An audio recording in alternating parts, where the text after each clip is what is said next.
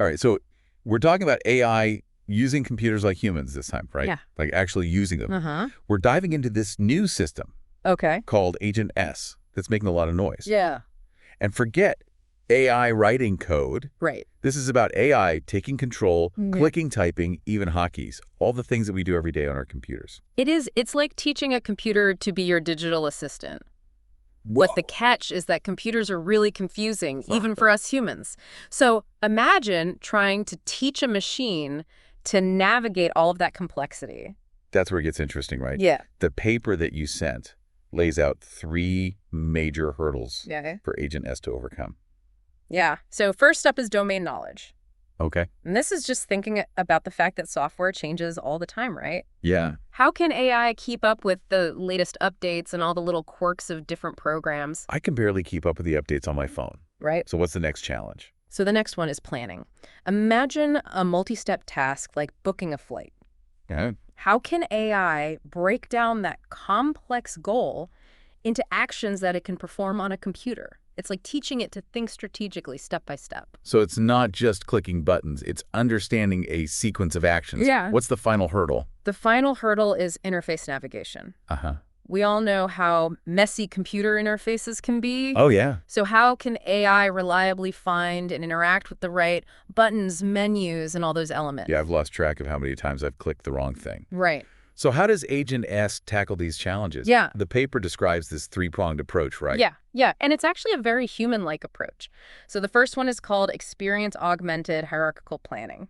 What this basically means is Agent S can break down complex tasks into smaller, manageable subtasks, just like we would tackle a complicated project. I definitely break down my IKEA instructions into smaller steps. It's the only way I can survive. Exactly. But Agent S goes even further. It can actually search the web for up-to-date info on specific apps, just like you would Google how to do something new. Okay. And then it learns from its past experiences. Oh, wow. Both successes A&D failures, so it gets better over time. So it's like it's constantly learning and refining its skills like a human expert. Exactly. That's wild. What's the second prong? So the second one is continual memory update. And this is like, imagine having a mental filing cabinet of all of your computer experiences. Yeah. That's what Agent S has. It remembers overall strategies and outcomes, like recalling a past project, but it also stores those detailed step-by-step instructions for specific subtasks. So it's not just remembering what it did, but also why it did it. Yeah. That's impressive. What about the third prong? So the third prong is the Agent-Computer Interface, or ACI. Okay. And instead of relying on this complex code, it uses actions that humans understand, clicks, typing, hotkeys. Okay. Think of it as speaking the computer's language, but in a way that's closer to how WE think. So it's like having a conversation with the computer. Yeah. This back and forth where the AI can understand the consequences of its actions and then adjust accordingly. Exactly. So how is Agent S tested? They use this thing called the OS World Benchmark.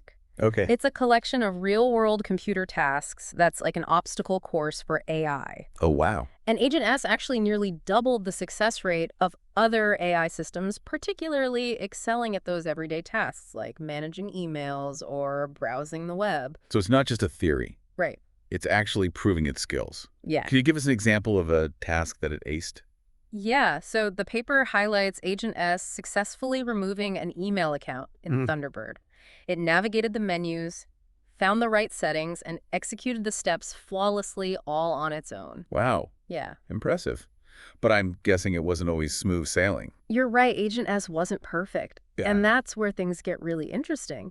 Agent S's imperfections are actually incredibly revealing. It's like peeking into the mind of a computer whiz in training. Okay, you've got me hooked. So how did the researchers dive deeper into Agent S's learning process? They used this clever technique called an ablation study. And think of it this way. They were testing Agent S by removing different parts one at a time, like seeing how a car runs without its engine or without fuel. So they were isolating each component to see how it contributed to the overall performance. Exactly. What did they discover? So first, removing access to web search or its memory really tanked Agent S's success rate. Makes sense. It's like taking away a student's textbooks and notes, they'd be lost. Exactly. It highlights just how crucial learning is for Agent S. Right. It needs that external knowledge to keep up with software changes, Yeah. and it relies on those internal memories to apply past strategies to new situations. So it's not just blindly following instructions, it's actually learning and adapting, Yeah. which is pretty amazing. Yeah. What about that special interface we talked about, the ACI? Yeah. How did removing that affect things? Well, without the ACI, Agent S really struggled to reason and learn effectively.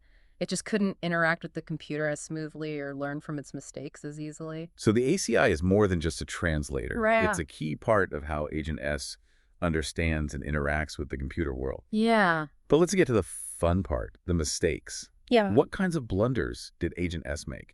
They found that Agent S tends to make three main types of errors: planning errors, grounding errors, and execution errors. Okay, walk me through those. Okay. What exactly are planning errors? So imagine trying to bake a cake, Okay. but you misread the recipe or put the ingredients in the wrong order. Yeah. That's a planning error. Got it. Agent S might misinterpret the instructions 6 steps or just arrange them incorrectly. So it's like Agent S needs a little more practice reading those digital recipes. What about those grounding errors? Grounding errors are all about interacting with what's on the screen. Uh-huh. So think of it like accidentally grabbing the wrong spice jar. Because the labels are similar, Yeah. Agent S might misidentify a button click in the wrong spot or miss that something has moved on the screen. Oh, those pesky visual perception challenges. Exactly. So if planning errors are about the recipe and grounding errors are about the ingredients, what are execution errors? Execution errors are like driving down the same dead-end street over and over again. Got it. Agent S gets stuck in a loop, repeating the same action even though it's not working, or it deviates from the plan without a good reason. So it's a lack of flexibility and real-time problem solving. Yeah, Sounds like Agent S still has some learning to do it does. out of these 3 types of errors, Yeah. which were the most common. Interestingly, grounding errors were the most frequent, Okay. followed by execution errors and then planning errors. So it seems like Agent S needs to work on its eyes more than its brain at this point. Right. But these errors, as frustrating as they might be, Yeah. are also incredibly valuable. Right? Absolutely think of them as learning opportunities. These errors give researchers a glimpse into Agent S's thought process, and they highlight areas for improvement. It's like those error messages that pop up when you're using a computer. Annoying. But they help the developers fix the bugs. Exactly. By studying these errors, researchers can identify the specific challenges that Agent S is facing, Right. and then come up with strategies to help it overcome them. I'm ready for a mind-blowing prediction. Right. What's the future hold for Agent S? Ooh.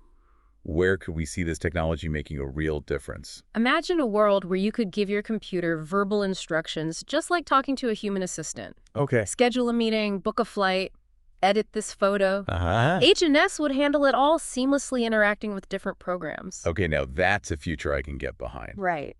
That would free up so much of our time and mental energy.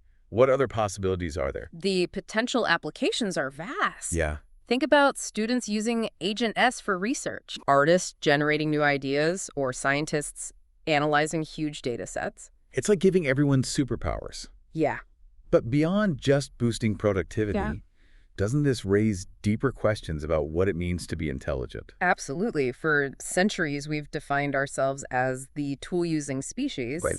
But now, with AI, like Agent S showing proficiency with those same tools, it really challenges those very definitions. So Agent S is making us rethink the nature of intelligence itself. It certainly adds a new layer of complexity to the conversation. Yeah. It's a reminder that the line between human and machine is becoming increasingly blurred. This is definitely a deep dive. Yeah. We've covered everything from the technical details of Agent S to the philosophical implications of AI using computers like us. Yeah, it's been quite a journey. It has, and it's just the beginning.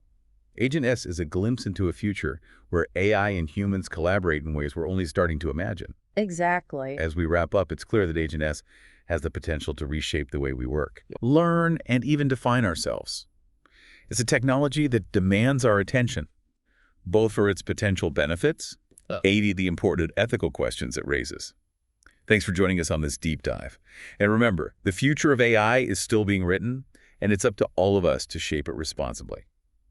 All right, so let's continue our deep dive into Agent S Okay. and explore what this technology could mean for the future. Okay. It's time to tackle the big question.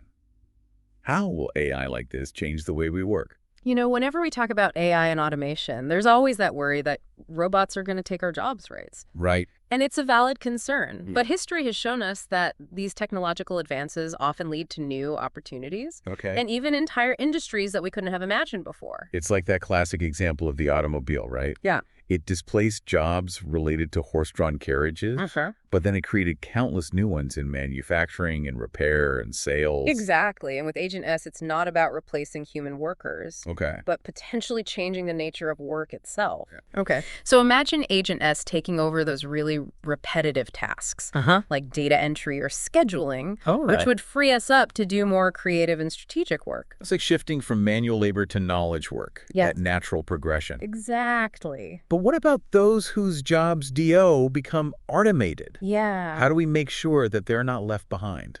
That's where education and retraining come in. Okay. We need to equip people with the skills to thrive in this new AI-powered world. Right. Think about roles like AI trainers Oh. who teach Agent S new tricks, Okay. or AI integrators who find creative ways to use AI in different fields. So it's about preparing for the jobs of the future, not clinging to the jobs of the past. Exactly. It's about collaborating with AI, Yeah. not competing against it. Exactly. And remember, there are some things that AI still can't replicate, Oh, like what? like human creativity and critical thinking and emotional intelligence. Right. Those skills are going to become even more valuable in the future. It's like a partnership, each bringing their own unique strengths to the table. Exactly. Let's switch gears a bit. How could Agent S revolutionize education? So imagine AI tutors that adapt to each student's individual learning style and pace. Okay. Agent S could provide that personalized feedback, pinpoint those areas where students are struggling, and suggest additional learning resources. It's like having a private tutor for every student. Right. And teachers would be free from those tedious tasks like grading, Yeah. allowing them to have more time for mentoring and fostering those critical thinking skills that we talked about. Exactly. But it's important to be mindful of potential biases in AI algorithms and ensure that Agent S promotes equitable learning for all students. Right, of course. And of course, we can't overlook the importance of human interaction in education. Yeah. AI can be this powerful tool, but it can't replace human connection and empathy. It's about striking that right balance. Yeah. Using AI to enhance education, not replace it. Exactly. Now let's get philosophical. If AI can use computers like we do, does it change what it means to be human? For centuries, we've seen ourselves as this tool-using species, right? Right. But now, with AI like Agent S demonstrating similar skills, it challenges that very definition. Yeah. It makes us reconsider what truly sets us apart. It's like AI is holding up a mirror to our own cognitive abilities, forcing us to examine those qualities we've always considered uniquely human, like intelligence, consciousness, and creativity. Right. Agent S doesn't provide any easy answers. Right. But it adds fuel to those age-old debates. Yeah. It reminds us that that line between human and machine is becoming increasingly blurred. The deep dive has taken us from the technical nuts and bolts of Agent S all the way to the philosophical implications. Yeah, it is. It's been quite a journey. It has, and it's just the beginning. Yeah. Agent S is a glimpse into a future where AI and humans collaborate in ways we're only starting to imagine. It really is. As we wrap up, it's clear that Agent S has the potential to reshape the way we work, learn, and even define ourselves. It's a technology that demands our attention, both for its potential benefits and the important ethical questions it raises. Thanks for joining us on this deep dive. And remember, the future of AI is still being written, and it's up to all of us to shape it responsibly.